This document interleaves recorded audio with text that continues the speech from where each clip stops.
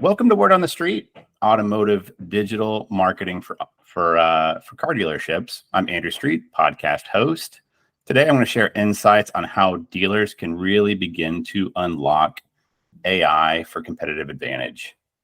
Really, how to start using generative AI. To make this happen, I've got the field expert with me, Scott Meyers. He's no stranger to automotive and marketing and design. Scott, will you give a quick background, maybe with what you've done in auto and your time with NADA and Nine Clouds? For sure. Hello, everyone. Welcome. I'm Scott Meyers. Great to be here, and it's fun to come back to the automotive world. I spent almost a decade founding and growing Nine Clouds, which was a digital marketing firm focusing on automotive dealers. So we work throughout North America, mostly with dealership groups that had, roughly 5 points to 20 points, kind of in that range. Did everything from content generation to ads to analytics, and did a lot of teaching, which I think has been a through line throughout my life. I started as a professor way back in the day while I was getting my master's degree, went into tech, and actually used teaching as like a sales tool, where I would go to NADA and Digital Dealer and just teach people how to use, at that time, social media, right, and Facebook ads to sell cars. And I've kind of continued that. I moved from running an agency to working in higher education, starting entrepreneurship centers. And then I've been deep into AI, teaching how to use AI, first with developers for the past 18 months or so. And then the past 6 months or so, as the kind of AI wave has come, teaching more businesses as well. So really love inspiring people to start. I think the hardest part of any new technology is being brave enough to try something and fail at it. And what's great about AI is the cost of failure is zero, because you can just try again. And so whether you're writing text, generating images, getting insights from your own sales data, writing marketing copy, if you don't like it, you just ask again. And so I think all of us can stand to get over that elementary school fear of looking stupid and just jump into this technology, because it'll help us, what I always say, live well and work smart. So I think that's kind of where we're headed. What are some of like the bigger platforms for AI that you're focused on? Yeah, I think it's good to group them essentially by how they function. Like text to text would be one way to think about it, or text to image. So text to text would be where you put in a question or a statement, and then you're going to get text back. So most of us are familiar with ChatGPT as a great example of this. Other tools that I always like to point out as different examples, I think that Chat PDF is a really great one. You can upload any PDF and then ask questions about the PDF. So you could imagine you could actually empower your customers to upload their user manual and then ask questions about how to use the features in their car, right? You could upload a contract and ask questions about it. So I think that's a fun use case not many people are familiar with. Text to image would be tools like Midjourney or Adobe Firefly, where you can actually give a prompt and get an image back. That's really great for marketing material. If you think about having images on a blog post or an annual report, or even those images for a Facebook ad, you could generate those with a few lines of text. And then you also have like image to image, which is becoming pretty interesting, where you upload, say, an image of your vehicle or your dealership, and then you can have iterations or variations of it. So you could upload your Ford Focus and ask it to make it not in the snow, but instead in the summer, right? Or instead of having it in front of the dealership, put it on the beach or whatever it might be. So that's kind of an image to image. And that, again, could be done with Midjourney, tools like DALL-E 2, things like that. So I kind of think a lot about those areas. And I think the way to get started, in my mind, is with ChatGPT, because it's free, it's easy, and I think a lot of us have maybe played around with it. So I think a lot about some of the frameworks to use AI, so we can dive into those, but that's kind of some of the tools I like to highlight. Yeah, and it's like what's exciting about all of this is it's a really low barrier of entry.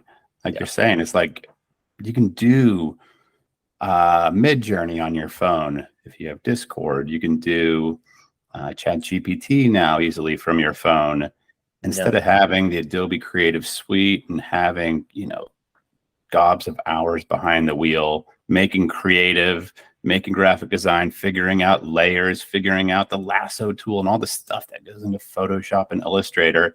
It's like I'm transition. I'm trying to get my 5-year-old to check this out, and all of my staff with our ad agency to really dig in and learn how to become better prompt engineers and come up with better prompts and how to iterate, and then how to edit, do a little fact checking, and then edit with, if we're doing copy or if we're doing creative, it's like, that's everything. Those are the two things for advertising. And if we have really, really, really good copy, and then we've got great creative, and we can put little things like, a prompt to make vehicle look like it's in Northwest Austin, because we're going to target Northwest Austin with these ads, and have a woman with her children next to the vehicle, and have copy that caters to affluent mothers, that's persuasive, to step into the luxury of the BMW X5. I've actually got a sample of it here. Let me show it real quick.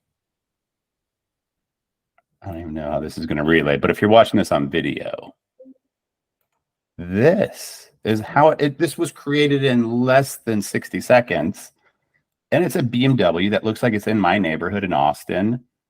And I put in a prompt that's just 4K realistic BMW X5 photograph shot on this type of camera.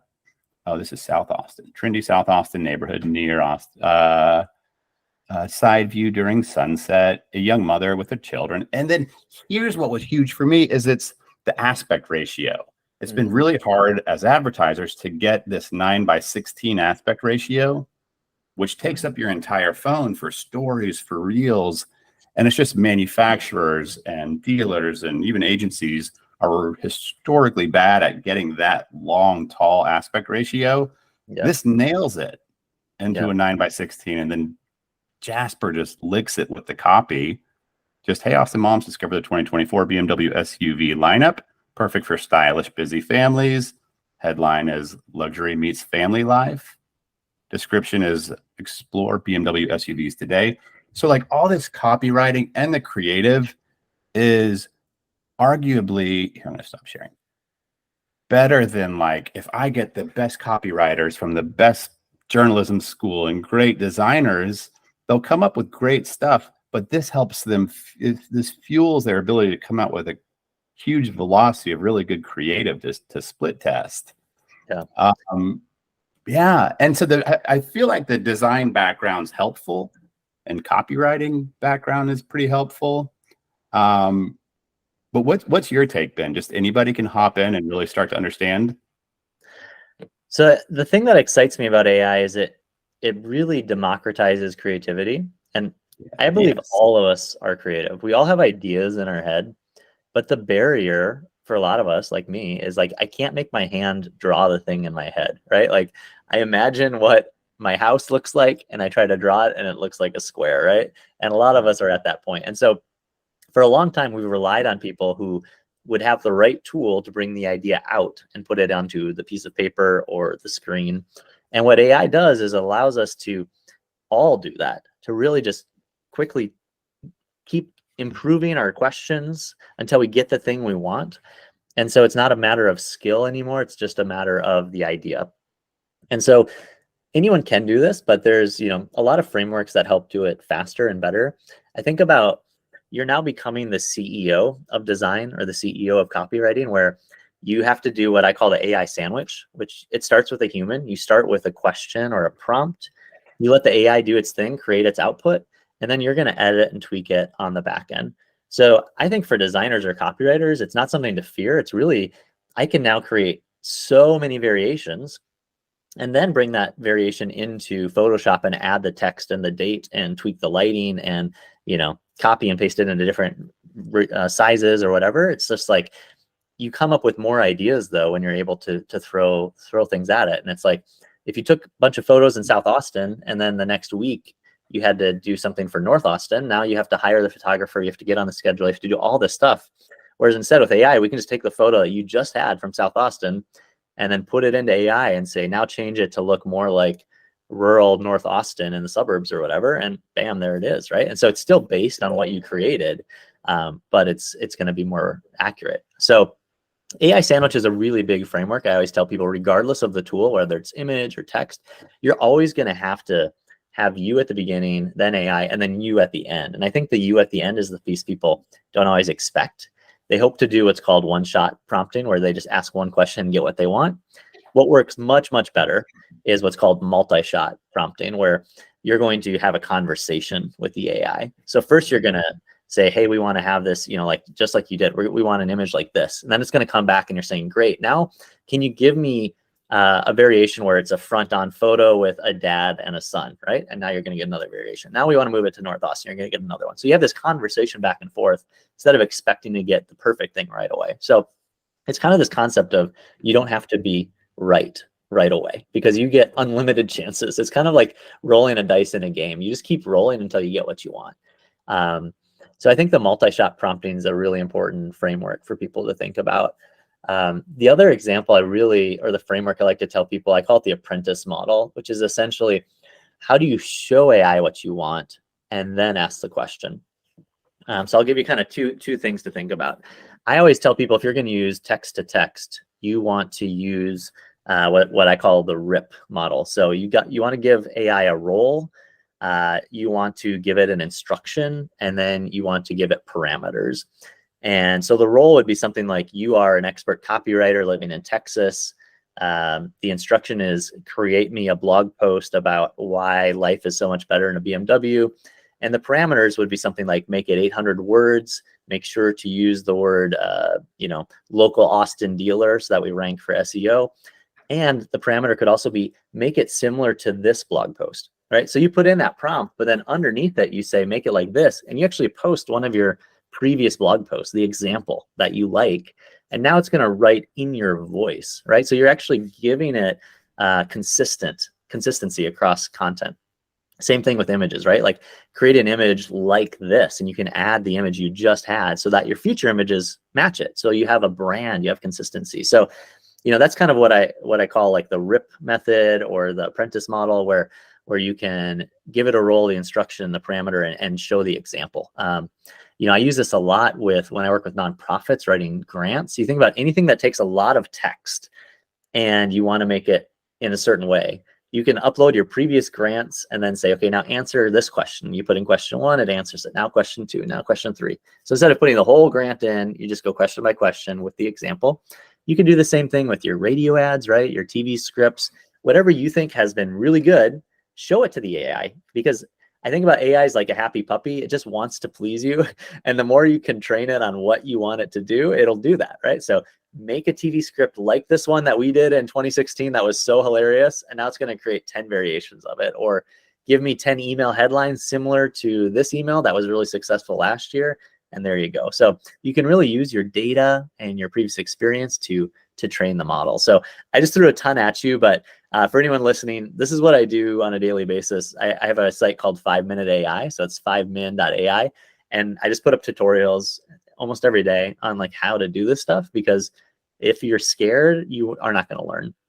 You just have to start, right? I always say you have to try it, apply it, and then amplify it. So you try implementing it in your life. If it works, then apply it to a problem you have. And if that works, then teach your colleagues. And that's kind of how you kind of really start to use this stuff, not just personally, but also across a business. So I'll let you talk now, Mr. Street. I've been hogging the mic. No, it's great. Like, it's cool. I love the way that you look at it. With the sandwich and with it being just text to text, text to image. It's a much simpler way to look at it than kind of getting on ChatGPT and then being like, okay, do I use this like Google? Yeah. Or how to, it's really, and then you can pretty quickly within 10 minutes figure out really how to prompt and direct it. Yeah. And one like secret not a lot of people know with ChatGPT is you can personalize it. So like we just talked about, you give it a personality, you give it examples, but it actually saves that chat. So when you look on the left-hand sidebar, you can anytime go back into that chat and it'll remember what you did. So you don't have to do this every single time. What I typically recommend people do is, come up with 3 or 4 personalities that you use the most, right? So you're probably going to have your SEO copywriting personality. You might have your financial business strategy personality. I have one that's like my home virtual assistant personality that's talking about like when to take kids to events, what kind of food to cook, things like that. But what's powerful is you can actually share that. So if you have one person on your team who takes 5 minutes maybe to like give examples and start to tell the AI what to be like. Now that person can send a link to all their colleagues, and everyone who puts in a question will be working off of the same personality. And I just think that's like a massive power people haven't even begun to explore.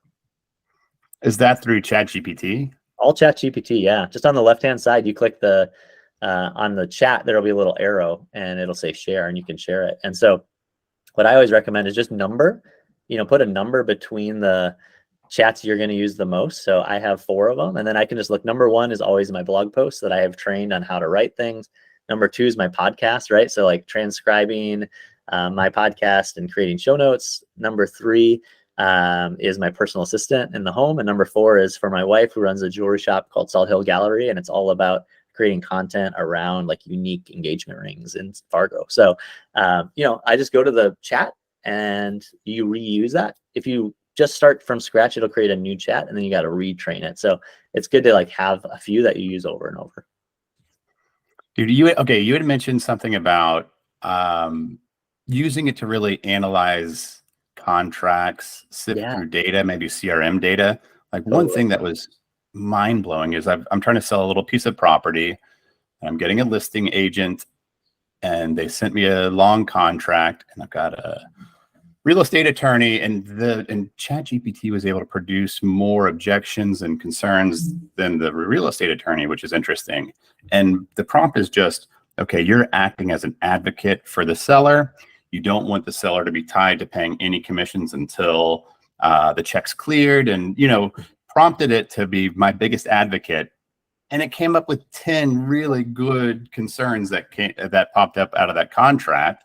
And now I'm uploading like databases from our customers of their CRM and finding common threads to help our team make faster, smarter marketing decisions based on their data.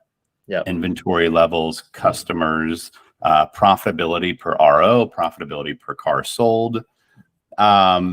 What do you see? This way, ChatGPT is the best debate partner you could ever have. So whether you're writing an English paper and you say, what are the weakest parts of my argument? Or you are a dealer and you want to decide, are we charging enough for these services? You upload your prices, the number of sales you have, you ask ChatGPT which one's underperforming, and then ask it why does it think it might be underperforming, and start a conversation about that. Or you're trying to train your sales staff or your phone staff, like, how do I overcome the most common objections that I would get about X car? And now ChatGPT is going to give the objections, and that person gets practice responding. And then you can ask ChatGPT, like, how could I improve, right? So think about this as like, this is the best trainer a dealer could ever have for any department, right? Anyone who engages with language, ChatGPT is a perfect trainer. And we all use language in almost everything we're doing, right? And I think about the business strategy, right? Like, you could even talk about where you're located, what your marketing spend is. I think about, the clients you work with, analyzing how much you spent over 6 months, the clicks you got, and it'll find the opportunities. Where would we move budget? What time of year are we maybe underperforming? Or, which campaign drove the most action? How do we create 5 iterations of that? Like, that's all free and possible. And it might be 15 minutes. It's wild. Like, I would always have a new employee before they answer the phone do 20 practices on ChatGPT, right? That's going to be more valuable than having someone over their shoulder doing it, because it's just fast and you can get feedback and review it. So it's so exciting. I get excited about it. And I think dealers should really think about it as, we're not going to necessarily get rid of employees. We're going to make them 30% more effective with like a few days of work. Yeah, it's like my analogy is, I'm trying to think of right now, is like the 4-hour work week, the Tim Ferriss book. Like, while I was reading it, I was like, yeah, sure, you can pare your work down to that. But it's like, why would you not have 10 of those companies then? Like, if you can actually do that much work, same with your staff, same with, leveraging this as a springboard. It's okay, what if you can do 10 times the volume and 10 times the quality of work? Now your dealership's able to produce really, really good social media content and TikTok videos and scripts just by being really good at prompting, and then kind of urging the script in the right direction to where it sounds like where it sounds like something fun, where it's not a stale dealership. Look at this other car. Look at this other car. We have inventory and prices. but it's something much more personable coming out of a robot.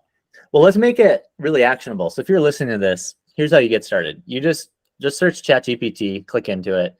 And what I want you to do is go to your outbox in your email and just find an email that you sent to a customer and copy and paste it in ChatGPT. And then just ask ChatGPT, how could I improve this email, right? And it's going to rewrite it for you and make some changes. And then go to your list of the customers you have to reach out to that day. Tell ChatGPT, write an email to Andrew Street and give him a few details. So Andrew's looking at this vehicle. He has 3 kids and he's trying to find financing. And now ChatGPT is going to write that email for you based on what you just showed it. So it's speaking in your voice. It's going to write you an email in 3 to 4 seconds.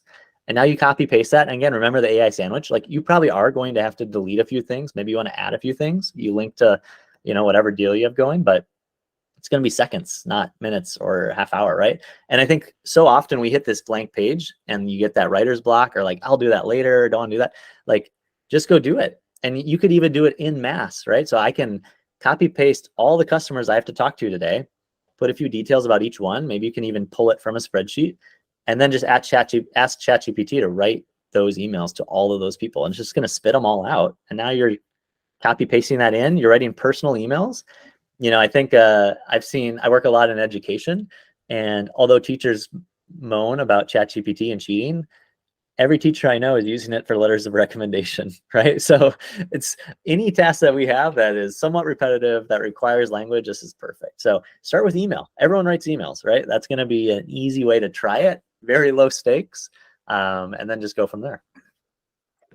What do you feel like a good resource for dealers could be? Like a one-page cheat sheet. Do you think we could just, like I'm thinking about eventually building out something just to hand out at when we do workshops, like this is going to be a component of it for the foreseeable future. Like maybe just a handful of prompts that we've found help generate some of the better content for email marketing, for copywriting.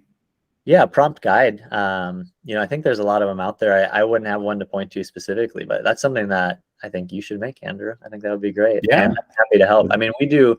So at FiveMin.Ai, we make videos. So there's a lot of examples there. I don't have anything dealer specific right now, but I'm happy to build that out. And I think use cases are really important. Like people will learn if it's solving a problem. So organizing that or thinking about it as, okay, I need to write emails faster. I need to find sales information. I need to make marketing decisions.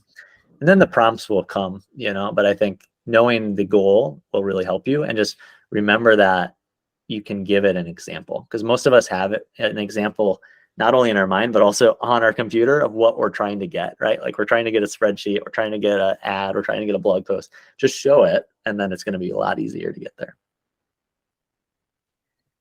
Okay, Scott. So it sounds like if people want to really get quick tutorials from you personally, they start by going to FiveMin.ai. Yeah, exactly. Yeah. And then on there, if you want to go deeper, we have free tutorials that are on YouTube and on FiveMin.ai, and then also do training, right? So if you just want to jump on a call for 90 minutes and come up with a strategy to train your team, if you want to dive deeper yourself, learn how to do image generation, learn how to maybe do some of the more advanced stuff, build a chatbot for your company, all this kind of more advanced things, like happy to do that. But a lot of people are just like, I want someone to hold my hand. And that's something I've learned my entire career, starting back in teaching in the university, running a marketing agency, is you show someone how to do it and they're like, oh, that's really cool. Can you help me? It's a little scary to go out on your own and just do it by yourself. So happy to jump on a consulting call, and you can just book those calendar links right there and then work through it together. Bring your teammates on. I do a lot of team training as well. So I just did one yesterday for a group of 15 nonprofit employees. And that's really fun because you can actually bring specific projects, right? Like we're a dealer that we're trying to, launch a new point. Here's all the things we need to do. How could AI save us time? So that's a great option too, where we can actually bring the whole team in. You can send over projects ahead of time and kind of make a strategy. So happy to do, free tutorials, one-on-one, or the strategy. And mostly I just want people to try this, because I do think once you get in there a little bit, it'll help you live better. You can actually get some time back. And you can also work smarter, like spend time doing the part that's creative, which is What are we going to sell? Who are people that I should work with? Are my employees in a good place? Do they have the support they need? Like, it's hard to do that stuff if you're just trying to get blog posts out the door, right? So I think AI really helps us focus on the hard work that we should be doing rather than the mundane. Scott, I'm going to have to lure you out into an automotive conference at some point and hop up as soon as we get a refined curriculum together. Yeah, like specific for dealers. I'm gonna coerce you out and back into auto for at least one day. And guys, if you want any more details, any more of the podcast, it's just dealeromg.com/podcast, or email info@dealeromg for any suggestions on guests. Subscribe to the podcast on your favorite podcast channels, and please share with others. Again, I'm Andrew Street. This is Scott Meyer. Dude, thanks. We're going to have to probably revisit this soon. I'm always available. Great to catch up, Andrew. And anyone listening, I hope that you're working with him. If you're not, jump on board. He's a forward thinker and a good friend from the good old days. So great to connect again. Likewise.